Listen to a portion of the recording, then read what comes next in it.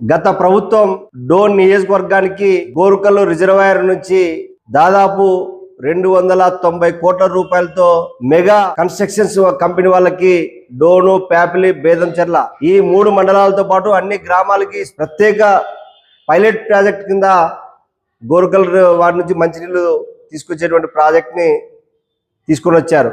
అయితే 290 కోట్లు సరిపోవని చెప్పేసి 350 కోట్లుగా పెంచి 2024 అక్టోబర్ నాటికి పూర్తి చేస్తామని చెప్పి ఆ రోజు ఆ ప్రాజెక్టును తీసుకొని వచ్చారు. ఈరోజు 2026 ఏప్రిల్ నెలలో ఉన్నాం. అప్పటికి 2024 అక్టోబర్ నాటికి 75% పనులు పూర్తయ్యాయి. బేదంచెర్ల వరకు వాటరు మేము వదులుతున్నామని చెప్పేసి బేదంచెర్ల పట్టణానికి నీళ్లు వదిలారు. కానీ 2 సంవత్సరాల కాలమైంది. ఈరోజు ఎక్కడ చూసినా కన్స్ట్రక్షన్ చేస్తూ ఉన్నారు. అవి నాసిరకంగా ఈరోజు 350 కోట్ల రూపాయల ప్రజాధనాన్ని సెంట్రల్ తీసుకుని వచ్చి డోన్ పట్టణానికితో పాటు బేదంచెర్ల టౌన్కి, ప్యాపిలి మేజర్ గ్రామ పంచాయతీకి, ఈ డోన్ నియోజకవర్గంలో ఉన్న ప్రతి గ్రామానికి నీళ్ళు ఇస్తామని చెప్పేసి ఆ రోజు ప్రభుత్వం డబ్బులు ఖర్చు పెట్టింది. కానీ అవి పూర్తి కాలేదు.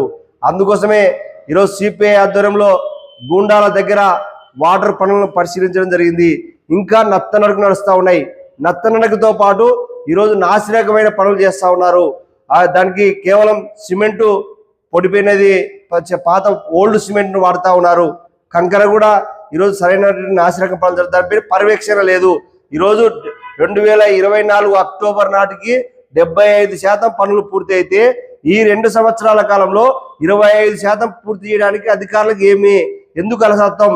డోన్ నియోజకవర్గంలో కరువు ప్రాంతం, తాగడానికి గుక్కెడు నీళ్లు కూడా లేనటువంటి పరిస్థితి.